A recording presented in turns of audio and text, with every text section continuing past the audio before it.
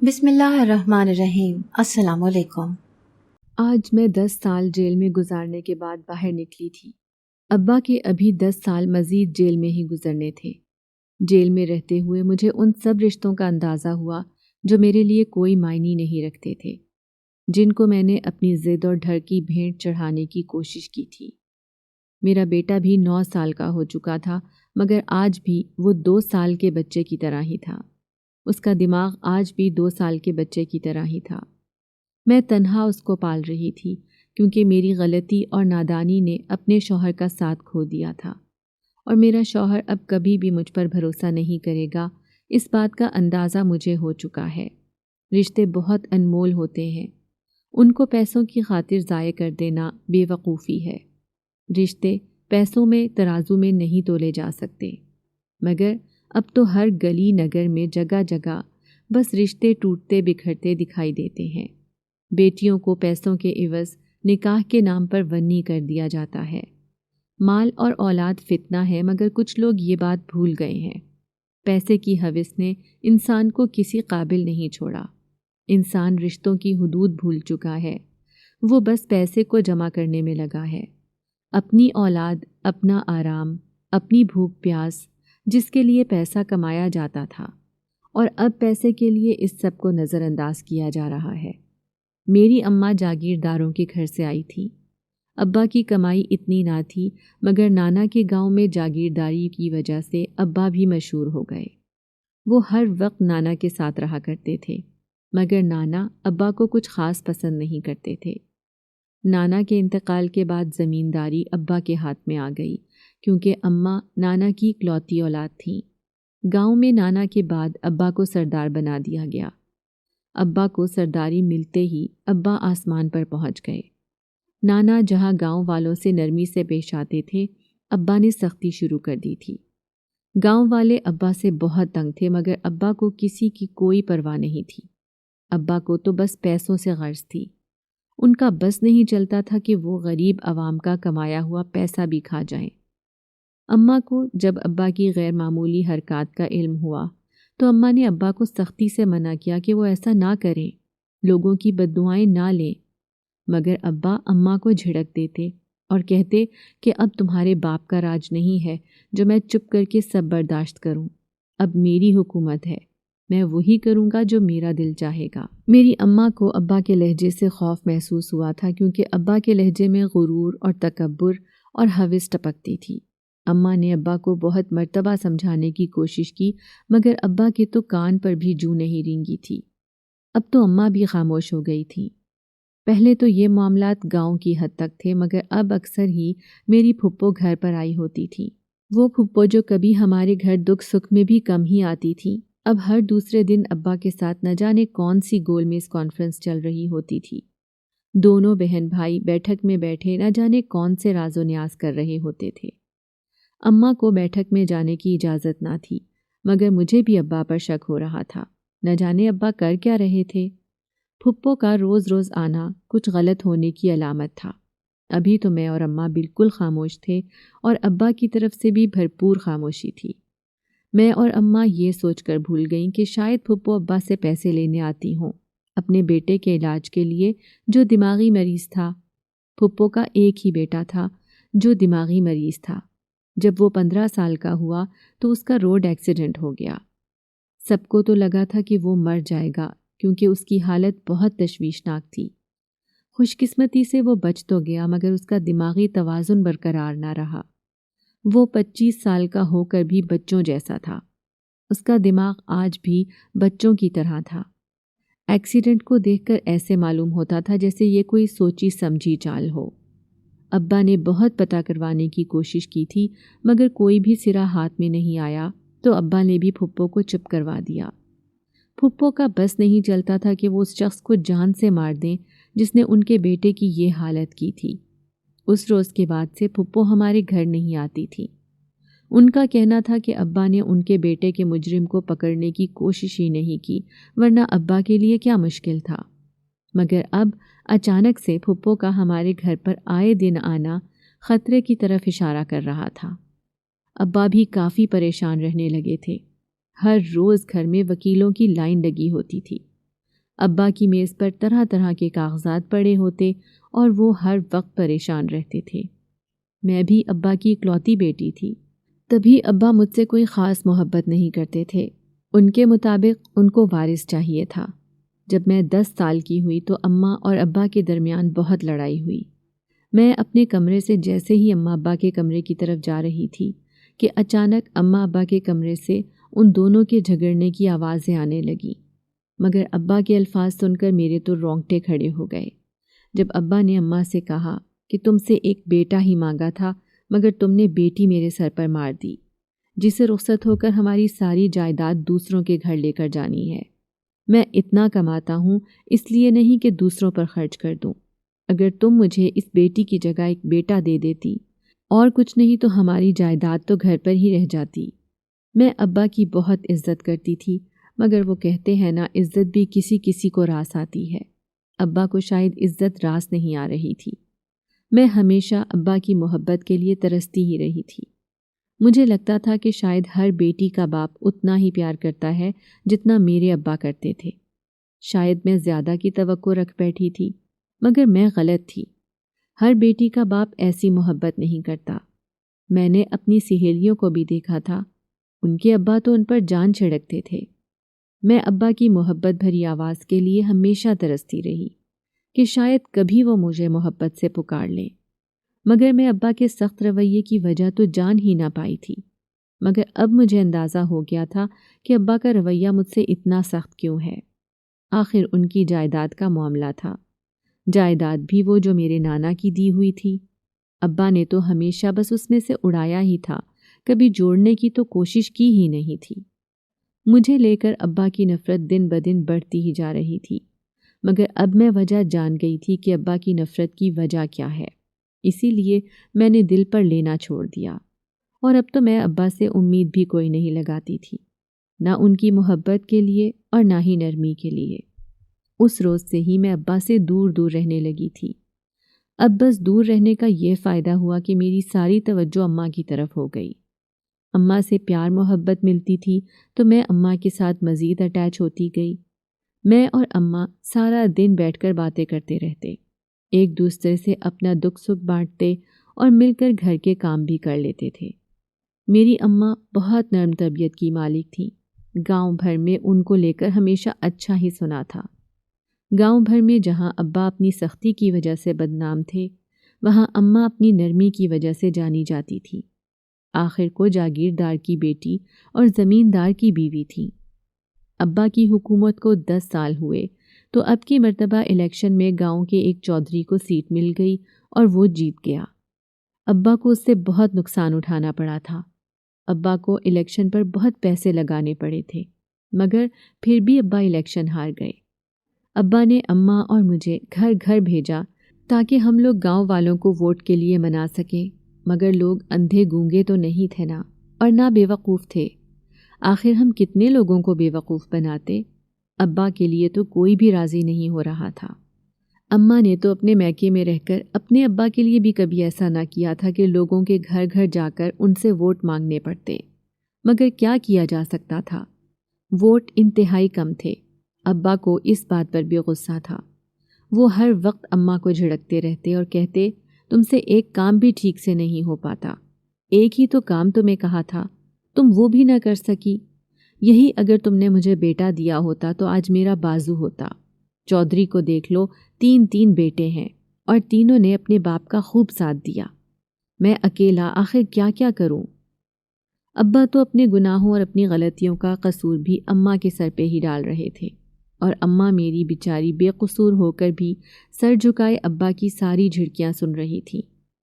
ابا کے ہاتھ سے گاؤں کی جاگیرداری تو چلی گئی، مگر ابا کے پاس ابھی بھی کافی زمین جائیداد موجود تھی۔ ابا نے اپنی زمینیں ٹھیکے پر دے دی، مگر ہر وقت اماں کو بیٹا پیدا نہ کرنے پر کوستے رہتے، جیسے اس سب میں اماں کا قصور ہو۔ ابا کی تو شروع سے ہی عادت تھی اپنا کیا اماں پہ ڈالنے کی۔ ابا شروع سے ہی چھوٹی چھوٹی بات کو اماں پر ڈال دیتے تھے۔ اگر ان سے کوئی غلطی ہو جاتی اور نانا ابا سے صفائی مانگتے تو ابا صاف کہہ دیتے کہ یہ سب میں نے آپ کی بیٹی کے کہنے پر ہی کیا ہے۔ شروع میں تو اماں کو اس بات کا اندازہ ہی نہیں تھا کہ ابا اماں کا نام لے کر نہ جانے نانا سے کیا کیا باتیں منوا لیتے تھے، مگر جب اماں کو اس بات کا علم ہوا تو اماں نے اپنے ابا سے صاف الفاظ میں کہہ دیا کہ اگر میرا شوہر آپ سے میرے بارے میں یا میرا نام لے کر کچھ بھی کہے تو اس کی بات پر یقین نہ کریں۔ اماں ابا میں نوک جھونک کا ہمارے پورے خاندان کو علم تھا، تبھی کوئی بھی ہمارے گھر رشتہ کرنے کو تیار نہیں تھا۔ ابا کی نظر میں اماں سب سے بری بیوی تھی اور اماں کی نظر میں ابا سب سے برے شوہر۔ وقت کیسے پر لگا کر اڑ گیا مجھے پتہ ہی نہیں چلا۔ اس نوک جھونک میں اور لڑائی جھگڑوں میں میں بڑی بھی ہو گئی۔ میں جوان اور خوبصورت تھی، پڑھی لکھی ہوئی تھی۔ اب ابا میری شادی کر دینا چاہتے تھے، مگر وہ ایسا رشتہ ڈھونڈ رہے تھے جہاں جہیز نہ لیا جائے یا کوئی بھی پیسوں کی ڈیمانڈ نہ رکھی جائے، مگر یہ دنیا تو پیسوں کی پجاری ہے، جہیز کے بغیر تو بیٹی کو بھی نہیں دیتے۔ پھر ابا نہ جانے کس سوچ میں گم تھے۔ وہ کہتے ہیں نا، دینے کا ہی لینا ہوتا ہے، جو دو گے وہی ملے گا۔ پھر ابا کیسے یہ بات سوچ رہے تھے کہ ان کو ایسا داماد ملے جو پیسوں کا لالچ نہ رکھتا ہو۔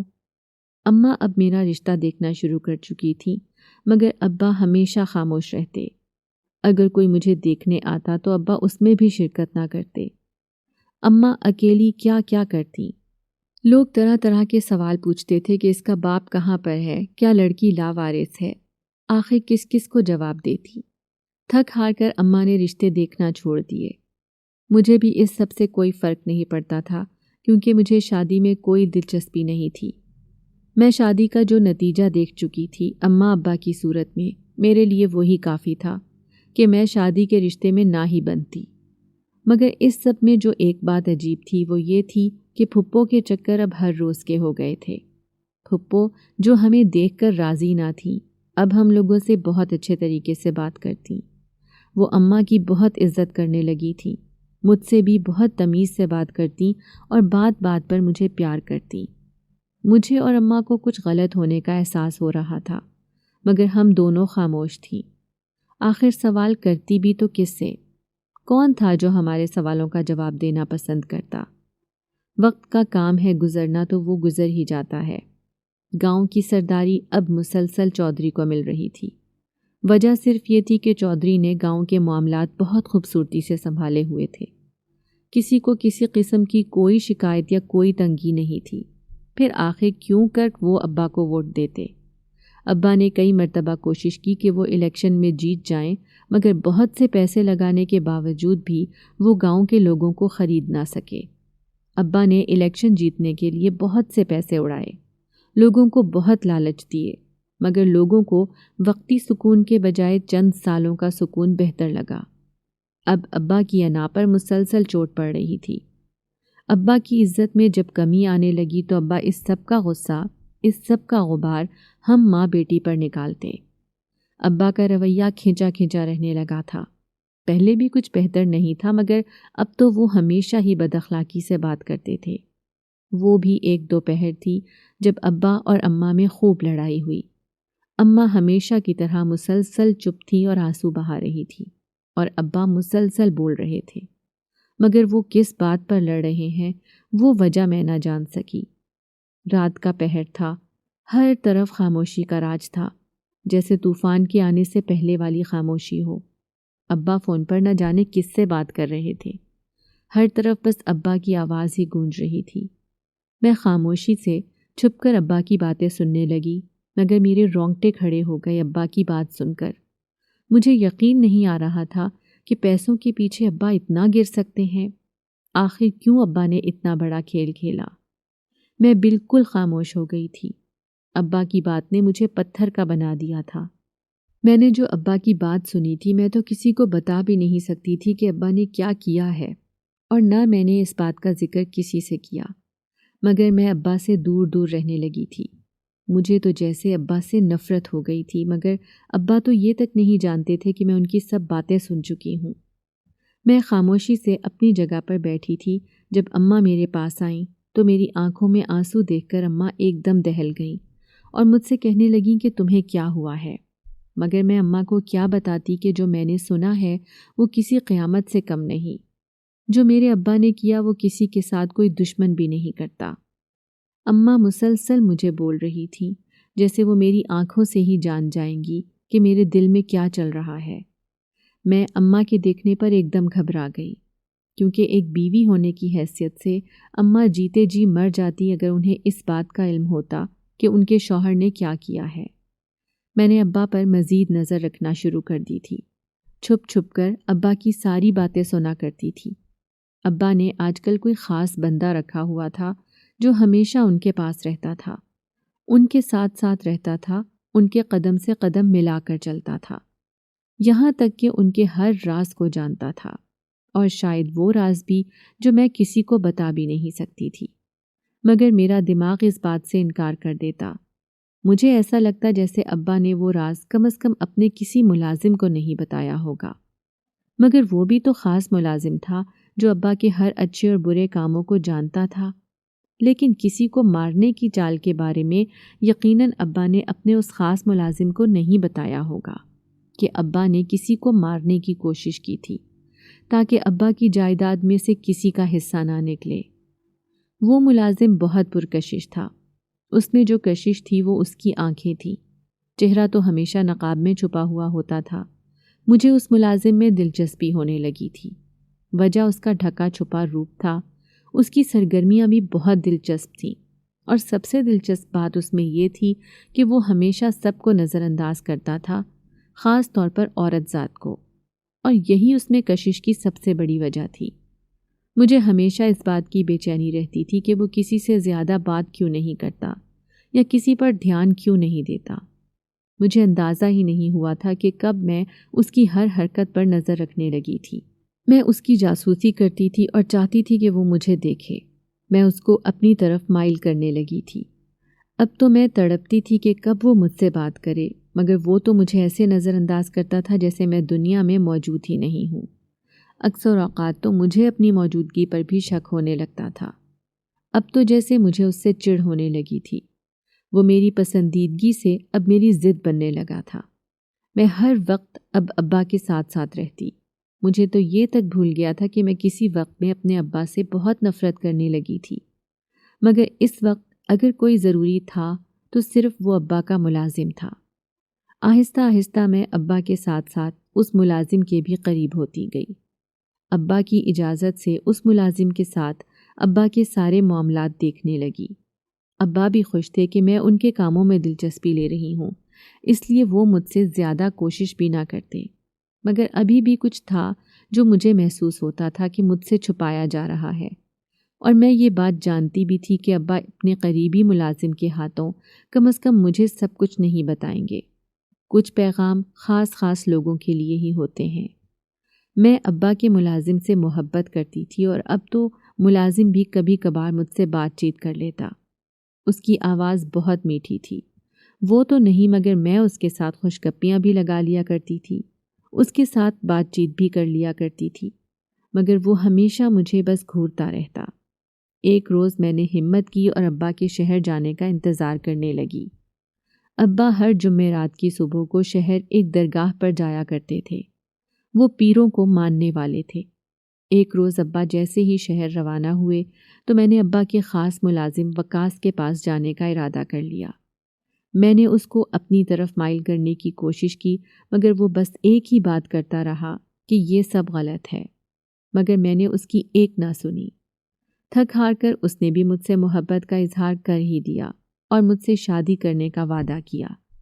میں نے اس سے کہا کہ اگر وہ مجھ سے شادی کر لے گا تو میں اسے امیر کر دوں گی، کیونکہ میرے ابا کی ساری جائیداد کی اکلوتی مالکن میں ہوں۔ میری بات سن کر اس کی آنکھیں چمک اٹھی، مگر میری ایک شرط تھی کہ وہ مجھے اپنا چہرہ دکھائے، مگر اس نے مجھے یہ کہہ کر ٹال دیا کہ میرا چہرہ کچھ خراب ہے، تم نہیں دیکھ پاؤ گی۔ میں نے بھی نظر انداز کر دیا اور اس کے ساتھ اکثر اوقات ملنے لگی، اس سے باتیں کرنے لگی۔ ابا جب جب شہر جاتے ہم دونوں ایک دوسرے کے ساتھ زیادہ سے زیادہ وقت گزارنے لگے۔ ہم دونوں ایک دوسرے سے بہت محبت کرنے لگے تھے۔ ایک روز گھر میں عجیب سا واویلا مچا ہوا تھا۔ شور کی آواز سے میں اپنے کمرے سے نکل کر جب صحن میں دیکھنے لگی تو وہاں پھپھو کھڑی ابا کے ساتھ نہ جانے کس بات پر بحث کر رہی تھی۔ اماں کو ابا نے جھڑک کر اندر بھیج دیا تھا۔ اماں بے نیاز سی کمرے میں آئیں تو میں نے اماں سے پوچھا کہ آج پھپھو کس مقصد سے ابا کے ساتھ بحث کر رہی ہیں، مگر اماں نے مجھے کوئی جواب نہ دیا اور کہنے لگی کہ مجھے کیا پتا ہو، تمہارے باپ نے آج تک کون سا مجھے کچھ بتایا ہے جو مجھے علم ہوگا۔ میں نے بھی ہمیشہ کی طرح نظر انداز کر دیا، مگر میں نہیں جانتی تھی کہ میرے سر پر کون سا بم پھوڑا جانے والا ہے۔ رات کے وقت ابا میرے کمرے میں آئے، اماں بھی میرے کمرے میں ہی موجود تھیں اور شاید یہ پہلی مرتبہ تھا جو ابا میرے کمرے میں آئے تھے۔ ابا آتے ہی مجھے کہنے لگے کہ میں نے تمہارا رشتہ طے کر دیا ہے۔ ابا کی بات سن کر میرے تو رونگٹے کھڑے ہو گئے، میری آنکھوں میں آنسو آ گئے، کیونکہ میں تو ابا کے ملازم سے محبت کرتی تھی۔ مجھے اتنا بھی پوچھنے کی ہمت نہ رہی کہ ابا نے میرا رشتہ کس کے ساتھ کیا ہے۔ میں نے اماں کی طرف چونک کر دیکھا، لیکن اماں بھی میری طرح اتنی ہی حیران تھیں جتنی میں۔ ابا اپنا فیصلہ سنا کر کمرے سے باہر چلے گئے۔ میں اماں کے پیروں میں گر گئی اور ان سے گڑ گڑا کر کہنے لگی کہ خدا را یہ رشتہ رکوا دیں، ابا سے کم از کم پوچھ ہی دیں کہ وہ کہاں شادی کر رہے ہیں میری۔ اماں نے ہمت جمع کی اور مجھے لے کر ابا کے کمرے میں چلی گئیں۔ وہاں جا کر کہنے لگی کہ میں اس کی ماں ہوں، مجھے بھی پورا حق ہے کہ مجھے علم ہو کہ میری بیٹی کی شادی کہاں ہو رہی ہے۔ ابا کو اس سب سے کوئی سروکار نہیں تھا، اسی لیے انہوں نے پہلے تو اماں کو صاف انکار کر دیا کہ نکاح والے دن خود ہی دیکھ لینا، مگر اماں کی ضد کرنے پر پہلی مرتبہ ابا نے اماں کی بات مانتے ہوئے ہم دونوں ماں بیٹی کے سر پر بم پھوڑا۔ جب ابا نے کہا کہ میرا نکاح میری اکلوتی پھپھو کے اکلوتے دماغی مریض بیٹے کے ساتھ ہوا ہے، میری تو حیرت کی انتہا نہ رہی۔ میں نے چونک کر ابا کی طرف دیکھا کہ وہ میرے ساتھ اتنا بڑا ظلم کیسے کر سکتے ہیں، مگر مجھ میں اتنی ہمت نہیں تھی کہ میں ابا سے کوئی سوال کرتی۔ میں نے اماں کی طرف حیرت سے دیکھا، میری آنکھوں میں دکھ ہی دکھ تھا، اور میں یہ وجہ نہیں جانتی تھی کہ ابا میرے ساتھ ایسا کیوں کر رہے ہیں۔ اتنا تو میں جانتی تھی کہ ابا کو پیسوں کا لالچ ہے، مگر میری شادی ایک دماغی مریض انسان کے ساتھ کر کے ابا کو کیا مفاد حاصل تھا۔ ابھی میں کمرے سے باہر نکلتی جب اماں نے میرے دل کا سوال کر ڈالا اور ابا سے کہنے لگیں کہ اتنا بھی کیا ظلم، کیا آپ کو اپنی بیٹی نظر نہیں آ رہی؟ اس کا نکاح آپ ایک دماغی مریض لڑکے سے کر رہے ہیں، کیسے وہ وہاں زندگی گزارے گی؟ مگر ابا کے چہرے پر بہت سکون تھا، جیسے ان کے لیے یہ کوئی بڑی بات ہی نہ ہو۔ ابا کے الفاظ نے تو میری روح کھینچ لی، مجھے ایک دم ایسے ٹھکانے پر لا کر کھڑا کر دیا جہاں پر نہ پینے کو پانی ہو اور نہ کھانے کو روٹی۔ ابا نے کہا کہ یہی اگر تم بیٹا پیدا کر دیتی تو کم از کم آج مجھے یہ قدم نہ اٹھانا پڑتا۔ میری بہن مجھ سے جائیداد میں حصہ مانگ رہی ہے اپنے اس دماغی مریض بیٹے کا علاج کروانے کے لیے، اور میرے پاس اس سے بہتر کوئی حل نہیں تھا۔ میری بہن اس لالچ میں میری بیٹی سے اپنے بیٹے کی شادی کر رہی ہے تاکہ اس کے بیٹے کے ساتھ ساتھ میری ساری جائیداد بھی وہ اپنے بیٹے کے نام کروا لے، میری بیٹی کی صورت میں، مگر وہ نہیں جانتی کہ میں اس سے بھی بڑا کھلاڑی ہوں۔ میں بھی اپنی بیٹی کی شادی وہاں اس لیے کر رہا ہوں تاکہ جو حصہ اس کے دماغی مریض بیٹے کو ملنا ہے وہ بھی میری بیٹی کا ہو جائے گا، اور پھر میری بیٹی تو مجھ پر اپنی جان بھی دینے کو تیار ہوگی۔ پھر یہ تو معمولی سے پیسے ہیں، کیوں ٹھیک کہہ رہا ہوں نا بیٹا؟ اب اس پاگل انسان سے یہ توقع تو نہیں رکھی جا سکتی کہ وہ اپنی نسل کو بڑھائے گا، تو پھر ساری جائیداد کس کی ہوئی؟ میری نا؟ میں نے بے یقینی سے ابا کی طرف دیکھا تھا، مجھے تو یقین نہیں آ رہا تھا کہ وہ اتنا بڑا کھیل کیسے کھیل سکتے ہیں، اتنی بڑی چال کیسے چل سکتے ہیں۔ حیرت مجھے اس بات کی تھی کہ ابا کے پاس پیسے کو لے کر اتنا دماغ کہاں سے آتا ہے۔ ایک وقت کے لیے تو میں اپنی جگہ پر دنگ رہ گئی تھی۔ میرا باپ جاگیردار تھا، پھپھو کو جائیداد میں سے حصہ نہ دینا پڑے، تبھی ابا نے پھپھو کے بیٹے سے شادی کر دی جو دماغی مریض تھا۔ مگر میں تو گاؤں کے ایک لڑکے سے محبت کرتی تھی جو ابا کا قریبی ملازم بھی تھا۔ وہ ملازم ہر وقت اپنا چہرہ چھپا کر رکھتا تھا۔ میں نے جب ابا کے ملازم کو یہ سب بتایا تو پہلے وہ حیران ہوا اور پھر کہنے لگا کہ تمہارے ابا نے تمہارے لیے بہتر ہی سوچا ہوگا، میں اس سلسلے میں تمہاری کیا مدد کر سکتا ہوں؟ کیا تم میرے ساتھ بھاگ کر شادی کر سکتی ہو؟ میں تو جھٹ سے مان گئی اور وہ کافی حیران ہوا۔ اس نے مجھے شام تک کا وقت دیا کہ میں اچھے طریقے سے سوچ لوں اور پھر فیصلہ سناؤں۔ میں اس کی بات مانتے ہوئے گھر گئی تو ماں کا اداس چہرہ دیکھا۔ میں نے اماں سے جب پوچھا کہ اتنی اداس کیوں ہے تو کہنے لگی کہ میں تمہارے لیے پل پل جی رہی ہوں اور پل پل مر رہی ہوں، اور میری تو سمجھ میں نہیں آ رہا کہ میں کس طرح تمہیں اس دلدل سے بچاؤں۔ اس وقت مجھے زور کا جھٹکا لگا اور مجھے اندازہ ہوا کہ میں کتنی بڑی غلطی کرنے جا رہی تھی۔ اپنی اس ماں کو چھوڑ کر بھاگنے لگی تھی جو میرے لیے رو رہی ہے۔ مجھے میرے ضمیر نے ملامت کی، مگر میری محبت ادھوری رہ جاتی۔ میری شادی میرے دماغی مریض کزن کے ساتھ ہو جاتی۔ میں نے اماں سے کہا کہ اماں مجھے یہ شادی نہیں کرنی، خدا را میری شادی روک لو۔ تو اماں بھی پھوٹ پھوٹ کر رونے لگی اور کہنے لگیں کہ میں خود تمہیں نہیں بھیجنا چاہتی، میں بھی یہی چاہتی ہوں کہ تم بچ جاؤ اپنے ابا کی چال کی بھینٹ چڑھنے سے، مگر ہونی کو کون روک سکتا ہے۔ تبھی میرے ابا نے میری شادی زبردستی اپنے دماغی مریض بھتیجے سے کر دی۔ میں روتی دھوتی رخصت ہو کر اپنے شوہر کے گھر چلی گئی۔ میرا شوہر دیکھنے میں تو بہت خوبصورت تھا، اس کی آنکھیں پرکشش تھیں۔ اس کی آنکھوں کو دیکھ کر مجھے وقاص یاد آنے لگا تو میں رونے لگ گئی، مگر میرا شوہر مجھے روتا ہوا دیکھ کر مجھے حوصلہ دینے لگا۔ وہ بچوں کی طرح مجھے بہلا رہا تھا جو خود ایک بچہ تھا۔ شادی کی رات جب میری پھپھو نے اپنے پاگل بیٹے کو کمرے میں نہ آنے دیا اور کہنے لگیں کہ وہ ابھی اس قابل نہیں ہے کہ شادی شدہ زندگی شروع کر سکے، اسی لیے تم اکیلی سو جاؤ، وہ میرے ساتھ سو جائے گا، مجھے پہلے تو خود پر اور پھر اپنے ابا پر رونا آیا۔ پھر میں نے غصے میں کمرے کا برا حال کر دیا اور دماغ میں پلان سوچنے لگی۔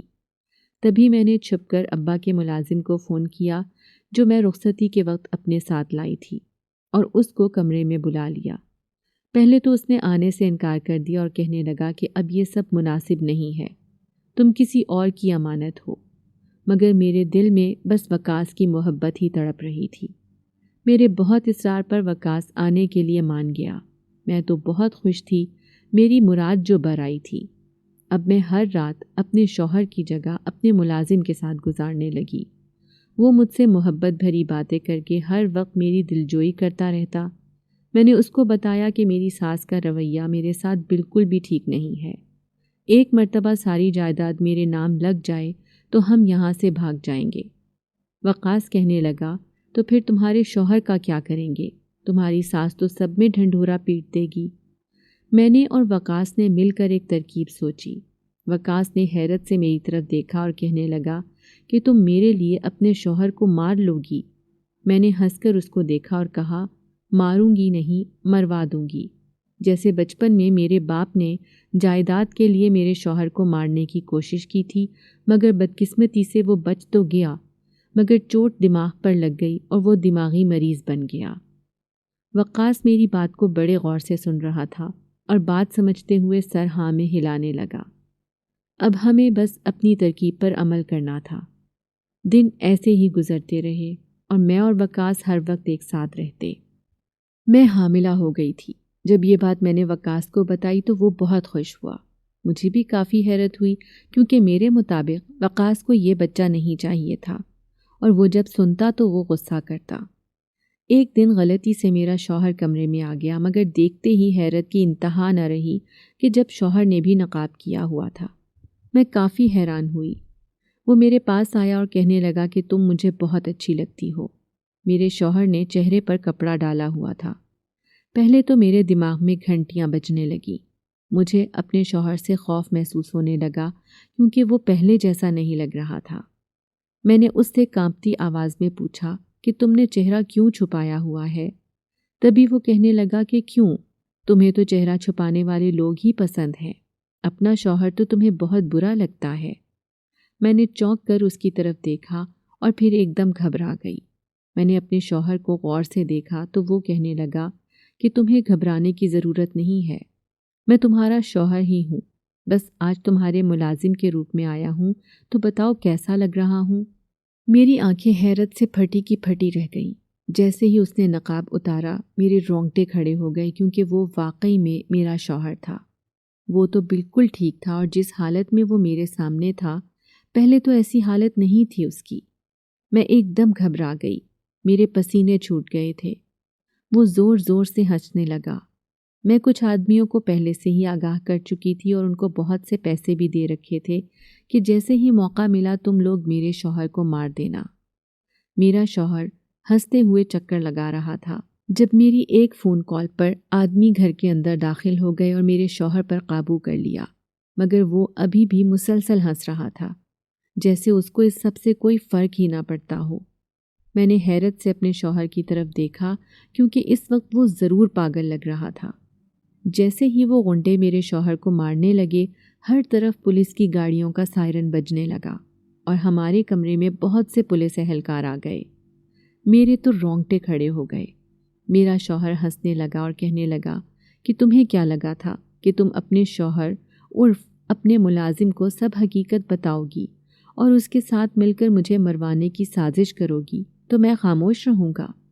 मैंने तो उसी वक्त पुलिस को फ़ोन कर दिया था और अपनी जान खतरे में होने की इत्तला दे दी थी।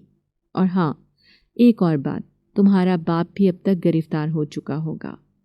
मैंने दुख से अपना सर पकड़ लिया। लेडी पुलिस ने मुझे भी गिरफ्तार कर लिया था। मैं हामिला थी, इसीलिए मुझे ऐसी जेल में रखा जहाँ हामिला औरतें मौजूद थीं, क्योंकि मुझसे कत्ल नहीं हुआ था, बस मैंने कत्ल करने की साजिश की थी। इसीलिए मुझे 10 साल और अब्बा को 20 साल की कैद बामशक्क़त सुना दी गई थी।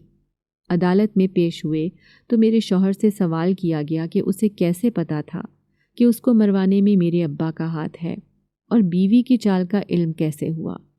तब उसने बताया कि तब वो बहुत छोटा था जब मेरे अब्बा ने उसको मारने की कोशिश की ताकि उसकी भी जायदाद हड़प सके, और जब उसने मेरा नाम लिया और कहा कि मेरी बीवी ने अपने मुलाजिम के साथ मिलकर मुझे मरवाने की कोशिश की, क्योंकि उसको लगता था कि मैं दिमागी मरीज़ हूँ और वो अपने मुलाजिम से मोहब्बत करती थी।